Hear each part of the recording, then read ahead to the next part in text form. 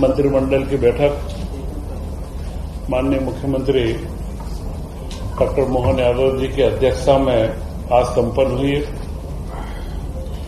सर्वप्रथम मैं आप सबको गणतंत्र दिवस की शुभकामनाएं देता हूं और उसी के साथ मध्य प्रदेश में जो हमारी सरकार है वह बहुत तेज गति से आगे बढ़ रही है और मुख्यमंत्री जी ने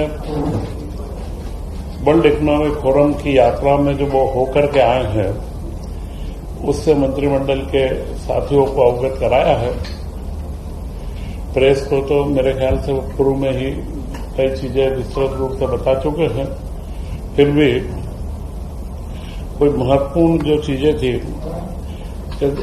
विश्व आर्थिक मंच पर भारत का सबसे बड़ा दल इस बार गया और मध्य प्रदेश में मुख्यमंत्री मोहन यादव जी के नेतृत्व में कई नए आयाम मध्य प्रदेश के लिए खुले हैं। वे सबसे महत्वपूर्ण है, वे स्पेस टेक नीति में हो, चाहे हमारे सर्वर के अंदर हो, गूगल से, एनवीडिया से, लॉजिकल पार्क के लिए, ऐसे कई विभिन्न आयामों में जो पिछले 2-3 सालों से एक माहौल बनाया गया है निवेश का मध्य प्रदेश में, और निवेश के अंदर हम मध्य प्रदेश को डेस्टिनेशन बनाने में सफल भी हुए हैं।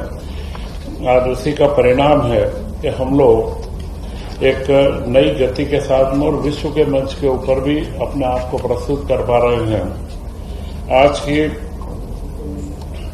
इस बैठक के पूर्व ही एक बड़ा महत्वपूर्ण कार्यक्रम जो मुख्यमंत्री जी ने 2 दिन पहले करा, संध्या छाया, यह सेवा भारती के माध्यम से लगभग इसमें 34 कमरे हैं और 56 वृद्धजनों की रहने की व्यवस्था है। यह ओल्ड एज पे होम की योजना मध्य प्रदेश में सर्वप्रथम प्रारंभ की गई है। यह एक सामाजिक सरोकार वाली बड़ी महत्वपूर्ण योजना है और इसकी महती आवश्यकता लंबे समय से थी। इसका शुभारंभ मध्य प्रदेश में मंत्री के द्वारा किया गया। इसी के साथ कई सांस्कृतिक गतिविधियां, महाकाल महोत्सव आयोजित हुआ और आज भी खेलो एमपी का यूथ गेम्स का उद्घाटन टीटी नगर स्टेडियम में संपन्न होने जा रहा है, जिसमें मुख्यमंत्री की अध्यक्षता में वह शुभारंभ होगा। इसका उद्घाटन भी वर्ल्ड क्लास लेवल के ऊपर जो अंतर्राष्ट्रीय ओलंपिक या एशियाड गेम्स के ओपनिंग होते हैं उसी की तर्ज के ऊपर इसका उद्घाटन का एक समारोह आयोजित है। इन सारी चर्चाओं के बीच प्रदेश के विकास के लिए कई योजनाओं को स्वरूप देने की चर्चा मंत्रिमंडल में हुई है। उसमें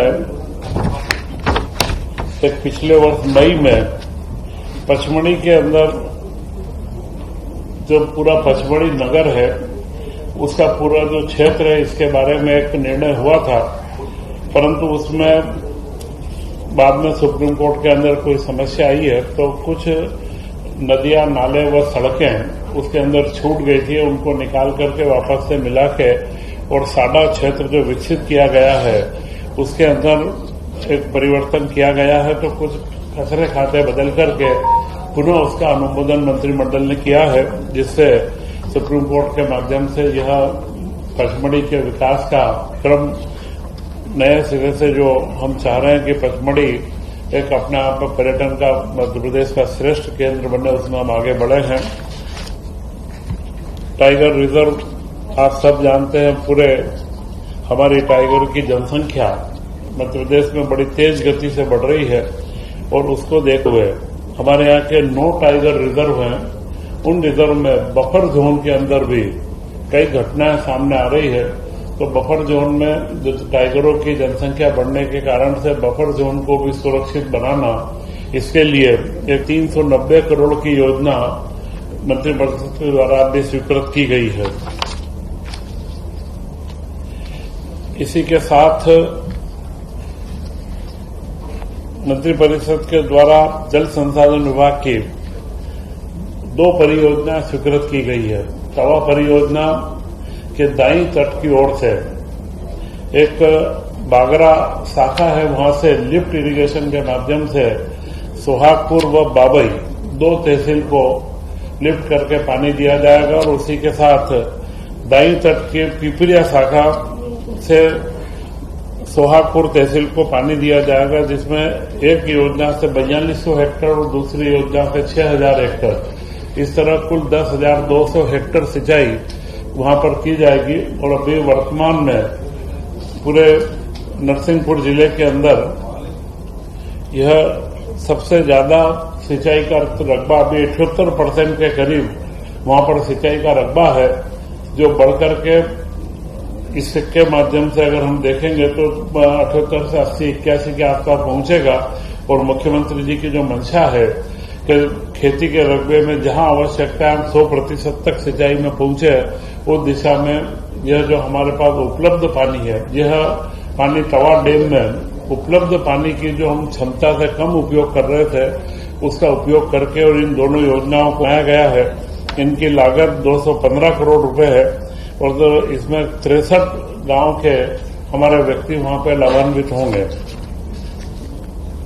इसी के साथ में विभिन्न विभागों की 15 योजनाओं की निरंतरता, यह एक क्रम है कि अगले 5 सालों के लिए जो योजनाएं हमारी विभिन्न अलग अलग विभागों में चल रही है, उन योजनाओं के 5 साल पूर्ण होने पर निरंतरता की स्वीकृति दी जाती है।